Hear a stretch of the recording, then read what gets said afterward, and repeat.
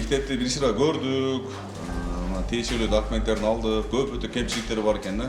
Азыр жакшы, баары эле жакшы, жардам сурасак чок дешпей берип атат. Ушул коридордо өтөт экен. Мына коридордо мына столдорду коюп ушул жерде отурушат экен. Эжекелердин кабинети жок экен.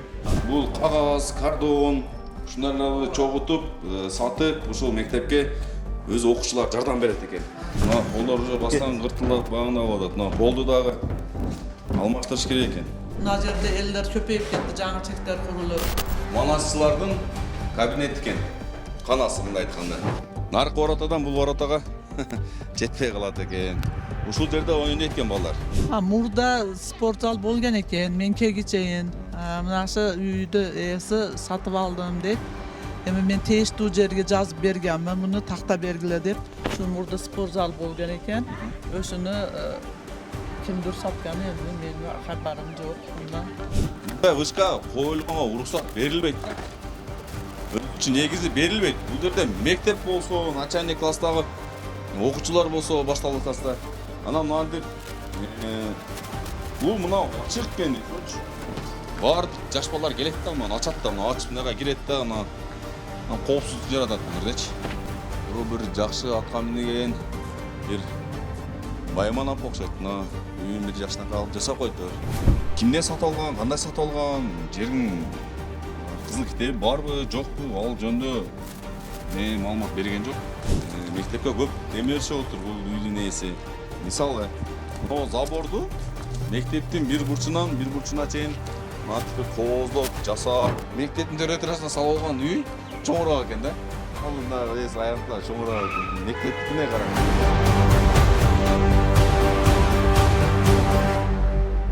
Ассаламу алейкум, урматтуу кыргыз элим. Бүгүн биз Ош шаарында, Кара Суу районундагы Шарк айыл өкмөтүнө турабыз. Бул Шарк айыл өкмөтү силерге жол менен айтайын. Ош Бишкек Жалал Абад жолунан келатканда Т деп коебуз. Биз ошо Тдан прямой түшкөн жаңы объездной көчө бул.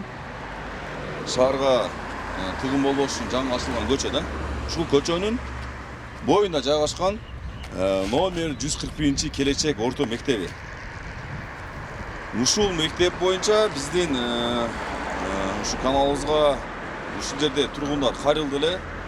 Ушул мектепти тартып, өкмөткө билдирип, жеткизип коюңуздар деп. Жүрүңүздөр, мен сизге мектеп боюнча тааныштырып, ички абалын көрсөтүп кетейин. Мына ушундай кичинекей чакан мектеп. Муну айтып кетейин силерге, урматтуу кыргыз элим. Бул Шарк айыл өкмөтүндө 80-85% өзбек улутунда эл жашайт. Ушул өзбек улутунда эл жашаган жерде ушул кыргыз мектеп. Эми мына мектептин ичине кирүүдөн мурун сыртынан карайлы да, мына. Келип мына айнектерди тарткын. Мына бир кабат айнекте турат да. Ушуну кичине өкмөт көңүл буруп, мына Кара Суу айыл өкмөтү районунун кас кимдин эрин аласың, караласың, бир кабат айнекте турат. Жүр эми иштен секиме алайлы. Эжекелерди дагы сурайлы, өздөрү өз тили менен айтып берсин. Эжеке, саламатсызбы эжеке? Биз Жалгыз Аскер YouTube каналынан ушу элдин суранычы боюнча келдик эле. Ушул мектепти жого тартып, өкмөткө билдириңиз деп. Анан ошого ушул жерге келдик. Биз мектепти бир шыра көрдүк. Тиешелүү документтерин алдык. Көп өтө кемчиликтери бар экен да. Сиздер бул мектеп качан ачылып калды, кандай болуп калды, ошол жөнүндө бир маалымат бересизби? Өкмөт жактан мындай айтканда обеспечение болуп атабы, каржылап атабы, каржылабай атабы, ошол жөнүндө бир маалымат берип кетсеңиз. Саламатсызбы? Биздин мектеп 2009-жылы Ашар жолу менен курулган Хамза мектептин филиалы болгон. Анан 2021-жылы 6 октябрдан баштап өз алдынча 141 Келечек негизги мектеби болуп ачылды. Биз ачылган заматы айыл өкмөт тарабынан электронный доска берилди, компьютер берилди. Эми азыр жакшы, баары эле жакшы, жардам сурасак чок дешпей берип атат. Секинчи улам толтуруп алабыз. Бул жерде кайсы класстан кайсы класска чейин окуучулар окуйт? Биздин мектеп негизги мектеп 1-класстан 9-классгача. Азыркы эң чоң классыбыз 7-класс болуп эсептелет. 9-класс жок, 7-класска чейин, Ушундай эле парталар жетишеби, жетишпейби, азыр мына сыртынан көрдүк. айнектер бир кабатты жыгач айнектер турат да. Эски Союз малындагыдайчы. Мен билишим боюнча бул мектептин орду мурдагы Союз кезинде даңкана болгон, а? Бул жерде даңкана чогултуп, ошо даңкананын ордуна ушул мектепти бериптир, а? Анан мына балдарды линейка кайсы жерде тизилет?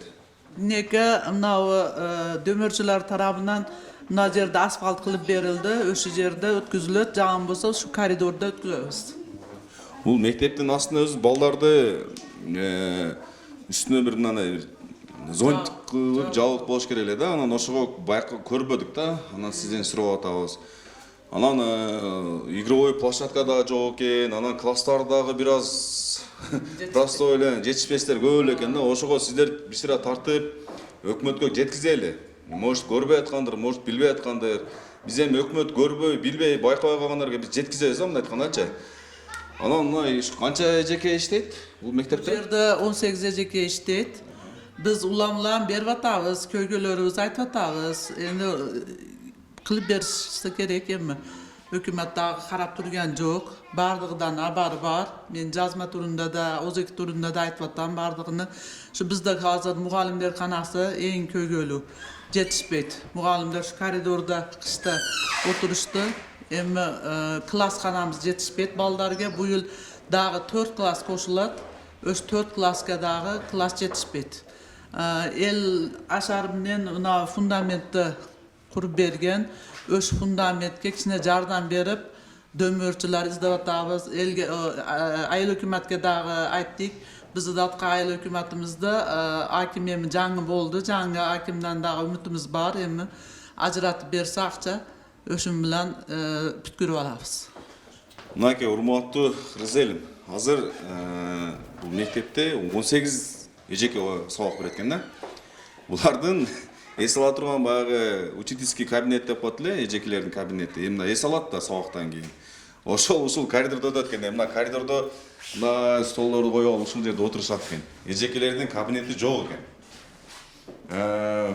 Бул балдарга эжекелер кабинети, балдарга дагы кабинет жетишсиз экен да. Бир сыйра кабинеттерди тартсак эжеке, уруксат берсеңиз, а?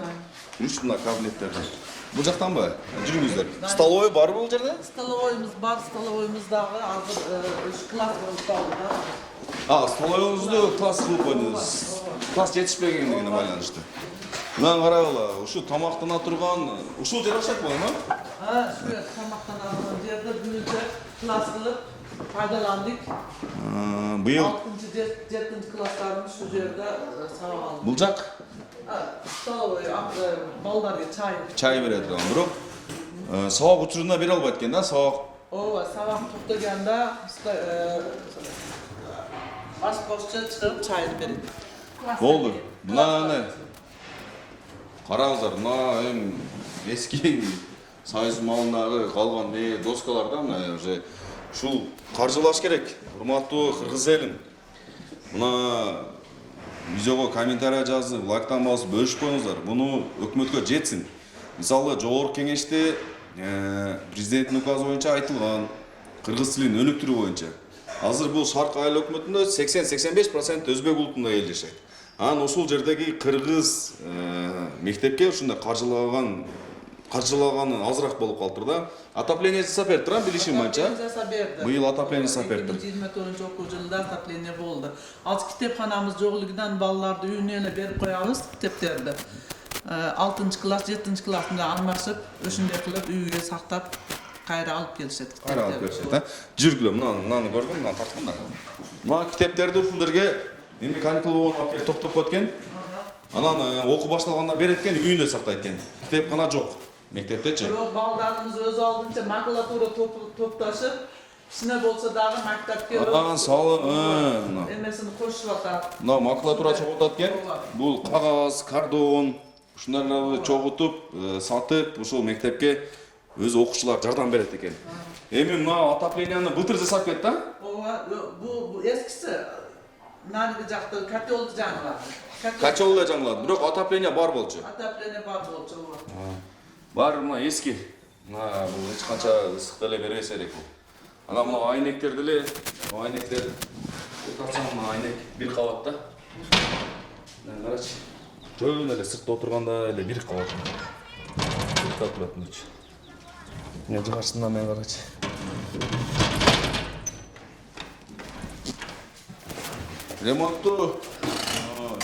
Ремонтту кимдер өкмөт кылып береби? Hökümet kılıp beret. Hökümet jaqtan kraskalar, murungi жылы дагы берилген, бардыгыга берип атат hökümet. Şükür 2 жылдан бери Жакшы. hökümet kılıp beret. Тарт. Bu Özbek başlangıç klası kanası. Өзбек классы башталды. Başlangıç klası. Ova. Nolovoy. Порталаны. Elektronik doskаны printerді Айыл hökümet tarafından berilgen. Бул электрондук доска канча класска берилди? Бардык класскабы? Жоқ, biz hele şu Начальник класска эле берилди. Шуну нөлөй класска эле бир эле электронный доска берилди. Башталгыч класска. Түшүнүктүү. Башка класстарыңызды көрүп коелу эми баягы эл сурайт да, кандай бир эле класс тартып койсуңар дебесин. bizde bardığın Klaslar. Этекелер ошондо? Ova. Жылдаганда башталды класстар, а? Ova. Мына тарттың да. Мына колдор уже бастан кыртылдап багында болуп атат. Мына колду дагы алмаштырыш керек экен. Мына кыртылдап. Муну дагы бир жолу айтып кетем, бул илгери даңкана отурганда, бул жерге мектепке ылайыкталган эмес болчу да. Жоқ, бұйыр мектеп болып салынған. Мына жерге даңғаны қылып жайылған. Ya бул кайсы жылы салынып атат ошо? 2009 жылы салынған. Бул Айттым башында, о, Ашар жолында. Ашар жолунда 2009 жылы салынган экен. Бұл башы директор, завуч, муалимдер қанасы, соцпедагог, бардығының қанасы шу бір қана. Барлығы бир гана болот. Сиз дагы эжекелер бардык, а? Өзү башка мектепке барсаңар, мындай бөлөк-бөлөк болот да. Эжекелердеки, директордун кабинети, мына кабинеттер жетишпегенге байланыштуу, мына кичинекей чакан комната экен. Бул жерде бардыгы ошол капчылар, директордун кабинети ушул жер экен. Эжекелер деле ушул жерде эс алат экен. Ошондо эжеке азыр ушул мектепте канча класс бар? Азыр 12 класс бар. Жоқ, кабинеттерден. 5 кабинет бар. 5 кабинет бар, а? 5 кабинет бар. Muallimler azır sınav egzamin boldu. Саңыз 1 минутка тартып кетейинчи. Мына. Ошону эме кылышып текшеришип атат. Бираз биз кечирээк келип калдыбыз. Бул ошондо только башталгы класстарга гана ылайыкталган экен да. Чоң класстар эми самостоятельно баягындай кыла берет. Элди көпөйгөндүгү себептүү ачылды да эми мектеп. Хамза мектеп алыста жайлашып калды да. Мына жерде элдер көпөйүп кетти, жаңы чектер курулуп, ошого байланыштуу негизги мектеп кылып ачып беришти. Көрдүңүздөр ами? Ашар жолунда салынган. Бул мектепте ошо эл чогулуп, өкмөт жактан жардам болду беле? Болду. Өкмөт жактан жардам болду. Мындай айтканда, эжеке өкмөт өтө эле мактап атат, жардам берип атат, мындай атат. Сиз айтсаңыз проблеманы. Бул болмот жетет. Каналар жаңы мектеп курулушу да эми көрүнүп туруппу өзү. Бул Манастардын канасы. Манасчылардын мына карап койгула. Урматтуу кыргыз эли, Манасчылардын кабинети экен. Канасы мындай айтканда. Көрдүңүздөр да. Мыналар тач. Мана Манас кийими бар экен, Манас эпосу жөнүндө бар экен. Мындай айтканда сөз жок, жакшы даярдапсыздар. Сиздерге бир аз өкмөт жактан каржылоо азыраак болуп калыптыр да. Түшүнүктүү эжеке. Спорт зал аянты кандай болот? Спорт зал аянты. Спорт залда аянтыны şu демөрчүлөр тарабынан кичинекей кылып эле салынган. Азыр суратка тарткан болсоңар көргөнсүңөр өзүңөр. Бирок спорт залыбыз жок. Азыр жүргүлө, мен сиздерге аны ошол жөнүндө да бир тартып көрсөтүп кетели. Спорт мындай айтканда биздин спорт поле, спорт зона деп коет эле, ошондо бир аз кичинерээк экен, ошону тартып көрсөтөлү. Буну бир дөмөрчү берди. Азыр. Кичинекей жетпей калды. Мына тарабынан футболный площадка кылып берди деген башталык класстарга. Кичине болсо дагы лайдан алышуу болуп ойношкон. Ол аз эчке 1 минут мен айтып коеюн. Урматтуу кыргыз эле, мына жанагы гибкий брусчатка деп коет. Мына баягы автомобильдин шина бар го, машинанын дөңгөлөгүнөн айдаланып жасалган жумшак да, могу жыгылсаң эчтеке болбойсуң. Резинка. Ушуну бир дөмөр чертти. Мына ошо айылдан чыккан, ошо шаардан чыккан бирөө ушуна берген экен квадратын. Мейлі, бираз жетпей калыптыр. Мынаны карагыла, урматтуу кыргыз эли. Ушуну дөмөрчүлөр берип атпайбы? Өкмөт берсе, то есть наркы воротадан бул воротага жетпей калат экен. Ушул жерде ойнойт экен балдар. Эжеке, буну эми жаздын күнү, күздүн күнү, күн ысыкта ушул жерде ойношот. Буну билебиз. Мына антыканда ойнойт экен. Мектептин аянты чоң экен, бирок мына спорт аянты кичинекей экен да. Анан эжеке ушу спорт залыңыздар жок десеңер, бирок менси боюнча спорт зал бар экен да, документ боюнчачы. Мурда спорт зал болгон экен, мен кегичейин. Мынашы үйдү ээси сатып алдым дейт. Эми мен тештүү жерге жазып бергенмин, муну такта бергиле деп. Эми күтүп атабыз, кандай жыйын чыгышын. Наны каратыл. Эми эжеке, бул эл кайрылды да. Ушул жерде мектепте ошо жердин аянтын текшерип, мектептин абалын текшерип, ушуну өкмөткө билдирип, жеткизип коюңузчу сураныч дегенден анан биз келип, келердин астына бир сыра документтериңиздерди алдык да мына. Мектептин аянты канча болгон, мектеп өзү каерде жайгашкан, кандай жайгашкан, ошону алып анан даярданып алып келдик да мындай айткандачы. Эми эжеке ошол спорт зал боюнча сиз арыз жазгансыз, а? Ооба, жазып бергенбиз. Жерибиз тактап берилди деп, мына фундаментти жасап турганбызда. Дос регистрге барып, балдар келип өлчөгөндө 79 сотик болгон биз жер.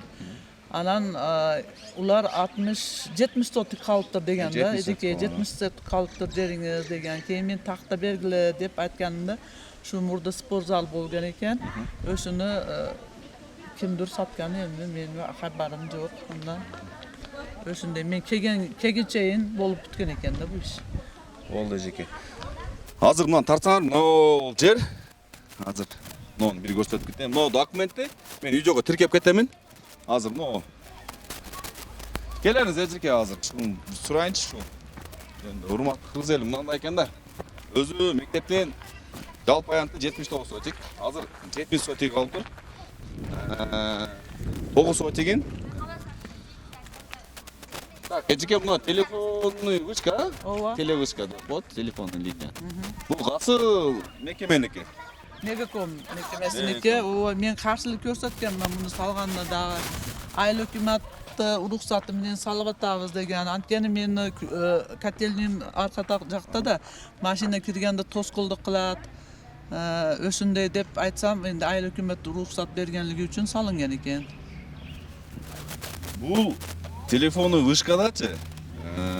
Багы магнитный волна чыгат да, буга жаш балдарга мындай, то есть мындай айтканда алыс жерде салыш керек. Бул мектептин түбүнө коюп койду. Буга касы ким бул, кандай акылдуу уруксат берди, буну билбейм. Буну айыл башчыдан дагы бир айыл өкмөттөн текшертсеңиз. Бул эмнеге койгондо? Ошо линиядан тартчы ошону да. Сизге мына айтып коюн эжеке, болду, рахмат. Сиз бара бериңиз. Биягын биз өзүбүз тартып, менен чыгара беребиз бия. Жүр, мына тартчы мына. Телефону каны. Буну мынтип сабыр кылып тосуп коюп бер. Вышканы тарттың жок жаган. Бул мындай вышка коюлганга уруксат берилбейт да. Өзүчү негизи берилбейт. Бул жерде мектеп болсо, начальник класстагы окуучулар болсо, башталган класста. Анан мынтип бул мына ачык экен, ошочу. Баардык жаш балдар келет да, мына ачат да, мына ачып мынага кирет да, мына коопсуздук жаратат бул жердечи. Ошо. Так. Анан мына аянт боюнча айттым сиздерге документти тиркеп кетем. Бул мектептин чек-арасы. Мына Песка блоктун дальше дарбазага чейин кетет.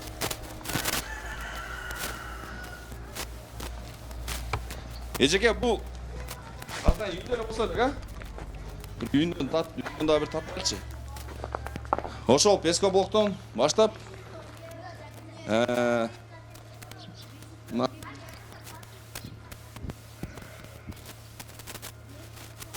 үйүнүкү мына жерге чейин окшойт, аны четке чейин. Кыскасы азыр ичкере киребиз.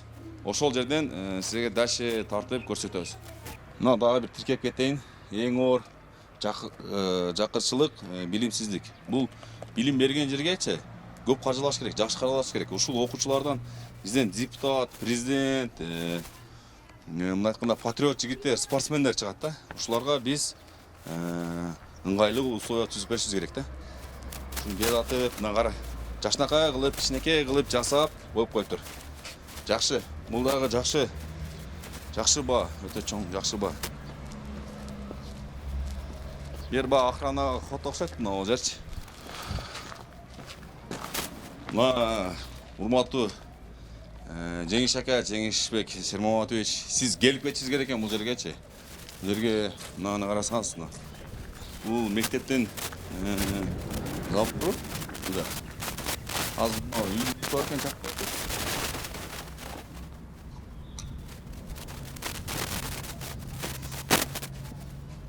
Бул бир жакшы атка минген бир Байман апа окшойт. Мына үйүн бир жакшынакай алып жасап коюптур. Заборлордун жакшынакай алып жасаптыр.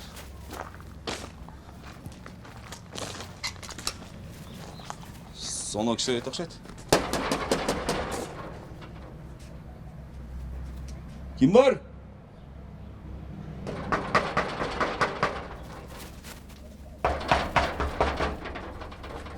О, ким бар?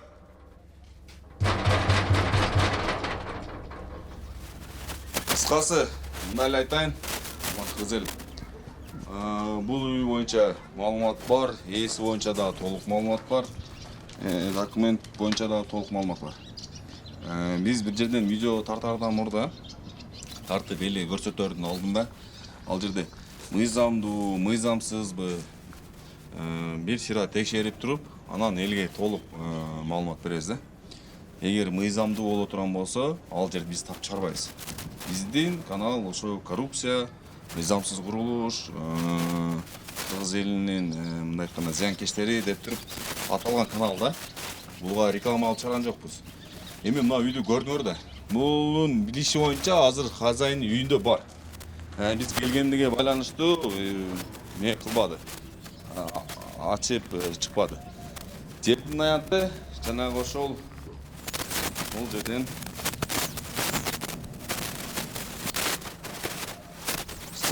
мектептин заборунан бул жакка 26 да. Могул жерге чейин 26 метр бул жагы. Болсо 33 метр. 33-10 экен. Ошол мындай айтканда примерно алганда 9 сотик жерди. Бирөө бул хозяйны сатып алдым деп атат.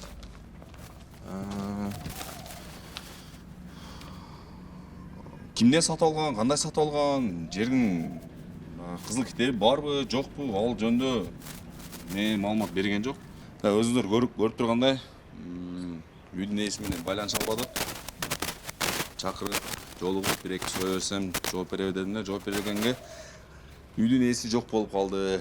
Менимче камерадан көрүп, же коркот абы, же жооп бере турган, көрсөтө турган документтер жокуна байланыштуу чыгып айткандыр. Кыскасы бул үйдүн ээси менен сүйлөшүп албадык. Документтер боюнча бул жерде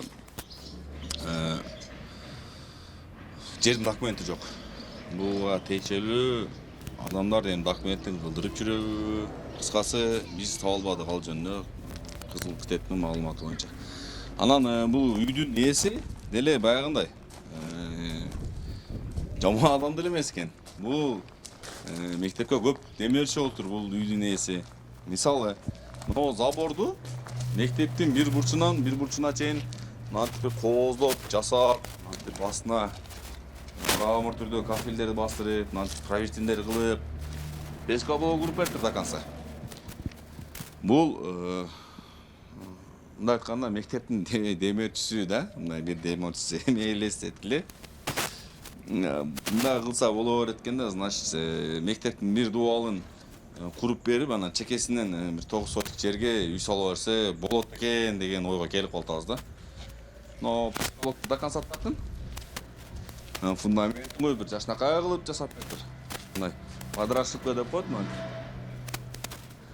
Эдекелерге айтат, ушундай демечи болгон, ушундай нерсе болгон дейт. Анан жерди сурасам, бул жердин аянты бул кишиге кандай өтүп кетти, ким сатты, ал жөнүндө эжекенин маалыматы жок. Эжеке бирок өкмөткө кайрылыптыр. Кат менен кайрылыптыр, жерди тактап бериң деп.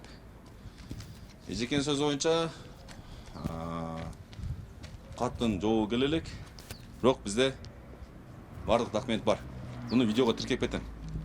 Мына урматтуу кыргыз элим, мына жогоруда турган Кара Суу айыл өкмөтү, губернатор, андан ары ушул видео биздин президент Садыр Нуркожоевичке, Камче Кыдышаевичке жетсин ушул видеолорчу. Урматтуу кыргыз элим, максимально колдоп койгула. Класстан басып комментарий жазып, мына жерде көз так турат. Мен азыр ушунун документин, жердин чек арасын видеого тиркеп кетем. Өзүңүздөр көрөсүздөр.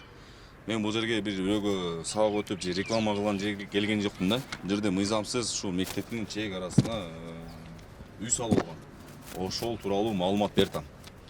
Ошого урматтуу кыргыз элим, сиздерден суралам, максимально респект колдоп комментарий жазып бөлүшүп коюңуздар. Мына бул мындай айтканда кыргыз тилин кандай өнүктүрөбүз, жаштарга кандай билим беребиз.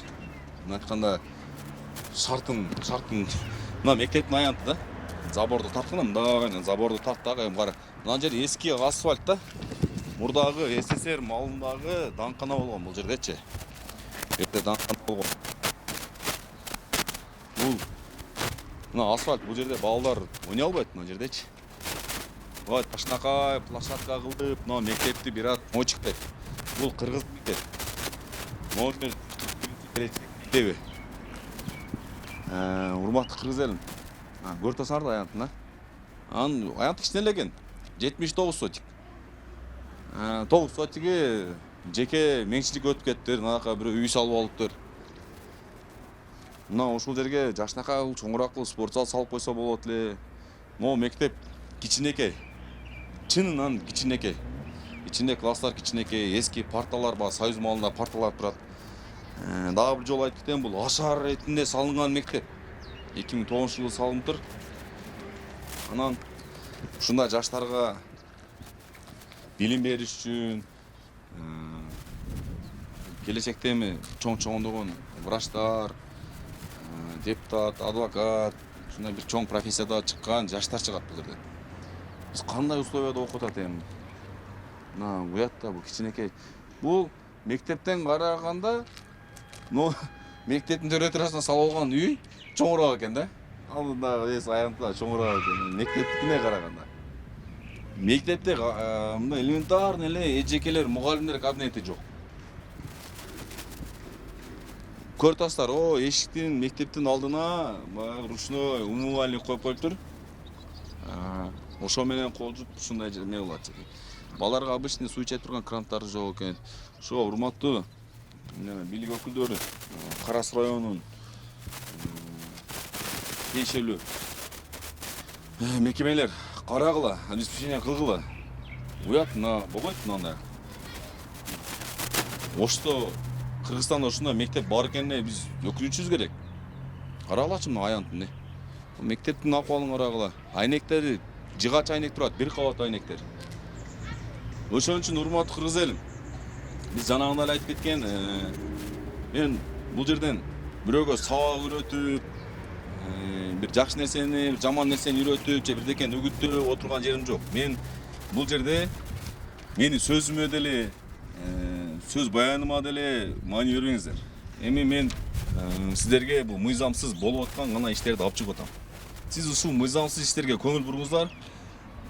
Ана кандай сүйлөп атам, кандай жакшы тартамбы, жаман тартып атамбы, ага кереги жок сиздерге. Сиздерге мына мыйзамсыз иштер болуп атат. Обеспечение жок мына жерде. Элдин акысын жеп кетип атат деп чыгарып атам. Ошого көңүл буруңуздар, урматтуу кыргыз элим. Бул мындай айтканда биздин келечек, биздин милдет дегендей. Ошого урматтуу кыргыз эли максимально комментарий жазып, бөлүшүп, бизде жогоркуда турган бийлик өкүлдөрү билсин. Буну эгер Садыр Нуркожоевич, Камчек Кыдышевич билсечи, мындай айтып кетем, ошо Тынын көчөсүн былтыр курулбай атты эле, бүтпөй атты эле. Камчек Кыдышевич келди, бүтпөсөң камайм деди. 2 күндө бүтүп кетишти. 2 күндө асфальтын төшөп, жолду ачып, латокторун коюп коюшту. Эми азыр секин-секинден бүтүрүп атышат. Бирок ушундай кылып, качан келип сөгүп, уруп, соккогондай кылбастан, урматтуу мына бийлик өкүлдөрү, кыла бергилечи өзүңөр элечи. Силер кылып, силер обеспечение кылып, баардык нерсени ошо мыйзам чегинде кылып койсоңорчу, мен өзүмдүн жеке убактымды бөлүп келип тартып отурбайм. Ушундай нерсе болбогон үчүн анан тартып отамын. Ушуга аргасыз болуп отамын.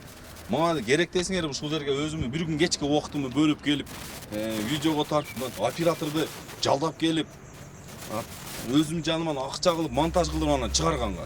Мага бул нерсе кереги жок. Так что мына ким көзөмөлдөгөн болсо, мына үйдүн ээси дагы көрүп аткан болсоңуз, обязательно соттоп, ылгычек эле жөн эле мектепке өткөзүп бериң ана жердичи. Ал мыйзамсыз элдин акысын жеген адам жарыбайт айтып коеюн. Бул жанагы картада мындай Г болуп турат го. Ошол мына менин артымда турган матовый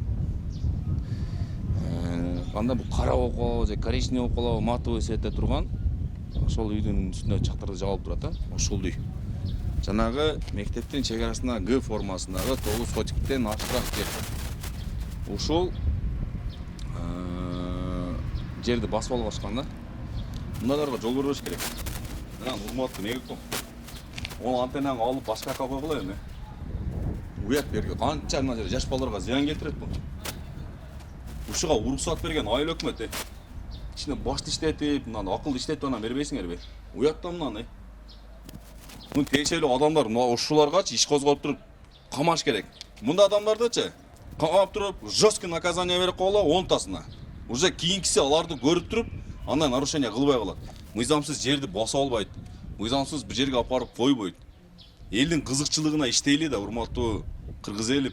Качанга чейин ушинтип дүйнөнүн аркасынан чуркап жүрүп элге зыяныбызды келтиребиз. Мына мегаком ал онан антеннаны бери келип балдарга зыян келтирбесин. Анан мына жер адистери мынаны жакшына карап койгула, көзөмөлдөп койгула. Эми ал үйдү жакшына калып салып жашап жүрүшат жыргап. Ал жерге балдардын окуй турган спорт залы болот экен, ал балдардын спорт залы, илгерки спорт залы экен ошол жердечи. Мындай карасаң, мектептен чоңураак ошолучу. Мектептин аянтынан чоңураак. То есть аянтынан мектептин өзүнөн. Жер адистер алгыла ошолорду. Мына условия түзүп бергиле. Кантип кыргыз тили өнүгөт анан ушундай каржылоо болбосо. Мына ойной турган площадка асфальт. Илгерки союз малындагы асфальт. Ана. Мына рахмат ушул мына демерчиге мына жерге спорт залга футбольный площадка алып кичине резиновый брусчатка алып келиптир квадрат менен. Ал кымбат. 1000 канча сом, 1200 сом ушунда болсо керек квадраты. Алып келип туруп аягына чейин жетпей калыптыр. Бирок ушуга дагы рахмат. Алла разы болсун. Балдар ойнай албайт да бул жерде. Мына ушул кичине каржылайлы биздин жаштарга условия создавать этип берели. Жакшына условия создавать этип берели. Ушу Кыргызстанды өнүктүрө турган, аты чыга турган спортсмендер, космонавттар чыгат. Ушуларга биз условия түзүп беришибиз керек. Ошол эжекелер азаматсыздар. Мына директор дагы азамат жакшы.